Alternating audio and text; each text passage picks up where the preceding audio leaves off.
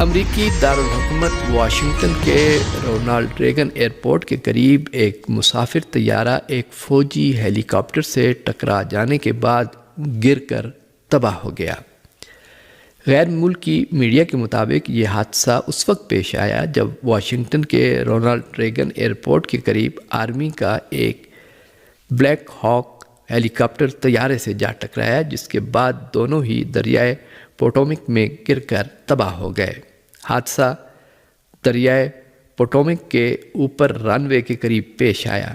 بتایا جاتا ہے کہ مسافر طیارے سے ٹکرانے والا بلیک ہال فوجی ہیلی کاپٹر تربیتی پرواز پر تھا۔ رپورٹ کے مطابق حادثے کے شکار امریکن طیارے میں 64 افراد سوار تھے۔ دریا میں سے اب تک 19 لاشیں نکالی جا چکی ہیں۔ حادثے کے بعد واشنگٹن ڈی سی کے رونالڈ ریگن ایئرپورٹ پر پروازوں کا سلسلہ روک دیا گیا۔ امریکی ذرائع ابلاغ اس حادثے کو گزشتہ 15 برسوں کے دوران بدترین فضائی حادثہ قرار دے رہے ہیں۔ NBC نیوز کا کہنا ہے کہ اس حادثے کی تحقیقات میں 1 سال سے زائد کا عرصہ لگ سکتا ہے۔ سویڈش میڈیا نے قرآن پاک کی بے حرمتی کرنے والے شخص کے قتل کی خبر دی ہے۔ تسنیم نیوز ایجنسی کی رپورٹ کے مطابق سویڈن کے ٹیلی ویژن چینل SVT نوائڈر نے دعویٰ کیا ہے کہ سویڈن میں قرآن پاک کی بے حرمتی کے مرتکب سلمان مومیکا کو گولی مار کر ہلاک کر دیا گیا ہے۔ اس رپورٹ کے مطابق بدھ کو ہوسیو میں ایک گھر سے ایک شخص کی فائرنگ سے چھلنی لاش ملی۔ ذرائع کا کہنا ہے کہ فائرنگ سے ہلاک ہونے والا شخص سلمان مومیکا ہے۔ تاہم اسٹاک ہوم پولیس نے ابھی تک اس شخص کی شناخت کے بارے میں معلومات جاری نہیں کی، لیکن نیٹ ورک کا دعویٰ ہے کہ لاش کا تعلق حمل کے قرآن پاک کی بے حرمتی سے ہے۔ رپورٹس بتاتی ہیں کہ واقعے کے وقت یہ شخص سوشل میڈیا پر لائیو سٹریمنگ کر رہا تھا، تاہم سویڈش پولیس فی الحال اس کی نہ تو تصدیق کر رہی ہے اور نہ ہی تردید۔ سویڈن میں پولیس کی آنکھوں کے سامنے قرآن مجید کے کئی بار بے حرمتی کے واقعات ہو چکے ہیں۔ واضح رہے، سویڈن اور ڈنمارک میں مقدس آسمانی کتاب قرآن مجید کی بار بار بے حرمتی کیے جانے پر دنیا بھر میں اس کی مذمت کی گئی ہے اور احتجاجی مظاہرے بھی ہوئے، جبکہ عراقی عوام نے سویڈن میں مقدس آسمانی کتاب قرآن پاک کی بے حرمتی کیے جانے پر سخت رد عمل کا اظہار کرتے ہوئے گرین زون میں سویڈن کے سفارت خانے کو نذر آتش کر دیا تھا۔ غزہ پٹی میں جنگ بندی کے 12ویں روز بھی اس کے شمال میں فلسطینیوں کی واپسی کا سلسلہ جاری ہے۔ موصولہ رپورٹ کے مطابق غزہ میں جنگ بندی کے معاہدے کے بعد فلسطینی پناہ گزینوں کی شمالی غزہ کی جانب فاتحانہ انداز میں واپسی کا سلسلہ بدستور جاری ہے اور دسیوں ہزار کی تعداد میں فلسطینی پناہ گزین غزہ کے مختلف علاقوں سے شمال کی جانب اپنے گھروں کو لوٹ رہے ہیں۔ دوسری جانب غزہ کے لیے حماس کے سربراہ خلیل الحیہ نے طوفان الاقصی کے دوران فلسطینی مجاہدین کی استقامت کو خراج تحسین پیش کرتے ہوئے کہا ہے کہ فلسطینی عوام نے غزہ سے جبری نقل مکانی کے دشمن کے منصوبے کو ناکام بنا دیا ہے۔ اس درمیان اپنے تباہ شدہ علاقوں میں واپس آنے والے بے گھر افراد کی ابتدائی ضروریات کو پورا کرنے کے لیے درخواستیں کی گئیں۔ فلسطین میں ورلڈ فوڈ پروگرام کے ڈائریکٹر انٹون رینالڈ نے بتایا کہ شمالی غزہ پٹی کے رہائشیوں کی ایک بڑی تعداد کو جو علاقے میں واپس آ چکی ہے بنیادی اور ضروری خدمات کی ضرورت ہے۔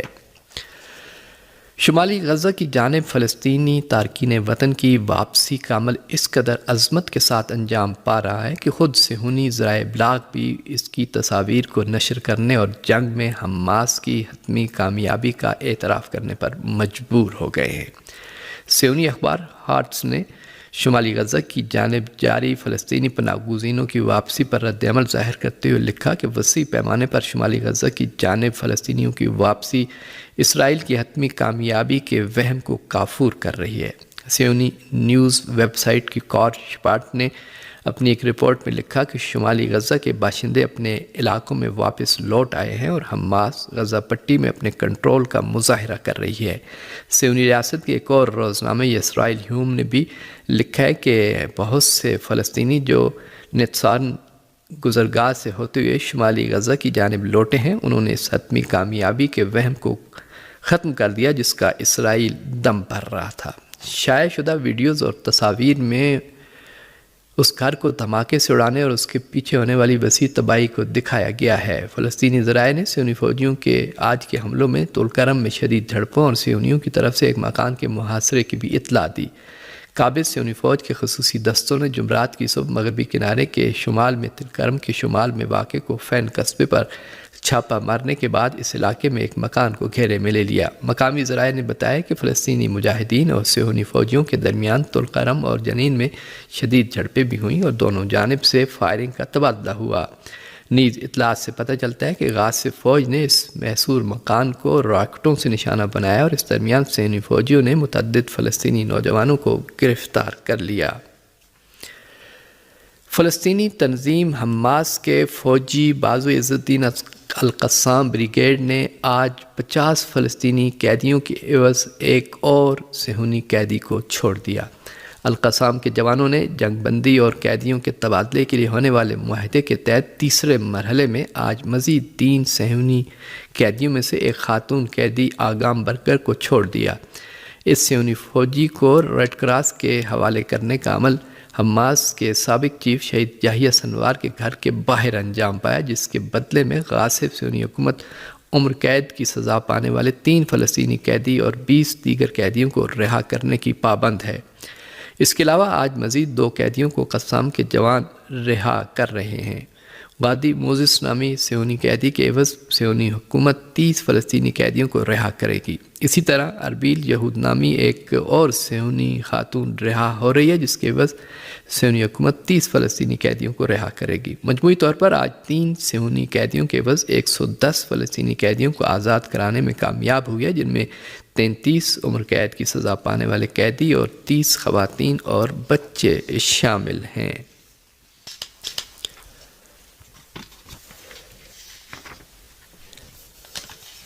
پاکستان کے علاقے پارا چنار کا محاصرہ اب بھی جاری ہے۔ شدید موسم میں لوگوں کو شدید مشکلات درپیش ہیں۔ پارا چنار سے موصولہ خبروں میں کہا گیا ہے کہ پارا چنار کے نام پر اشیاء خورد و نوش کا سامان متاثرہ علاقے تک پہنچانے کی بجائے بگن میں ہی تقسیم کر دیا جاتا ہے۔ اطلاعات ہیں کہ پارا چنار میں شدید سردی اور ایندھن کی قلت کی وجہ سے مزید 2 معصوم بچے شہید ہو گئے، جبکہ اشیاء خوراک کی قلت کی وجہ سے عام شہریوں کو کھانا میسر نہیں۔ مقامی باشندوں کا کہنا ہے کہ ایجنسیوں اور انتظامیہ نے تکفیری دہشت گردوں کے لیے تو کئی راستے کھول دیے ہیں، مگر پارا چنار کے لیے سڑکوں کی بندشیں بدستور جاری ہیں۔ اس درمیان سرکاری ذرائع نے اعلان کیا ہے کہ آج 100 گاڑیوں پر مشتمل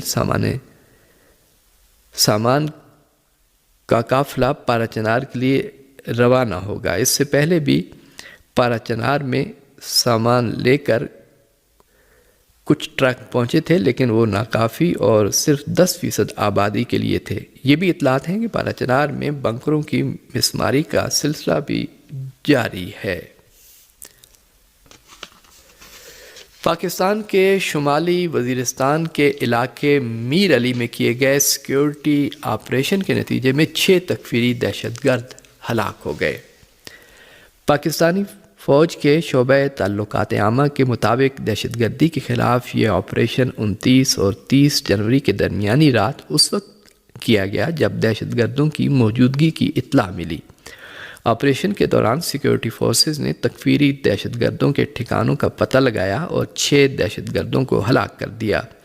پاکستانی فوج کا کہنا ہے کہ اس کارروائی میں 2 فوجی بھی کام آئے، جن میں ایک میجر اور ایک سپاہی ہے۔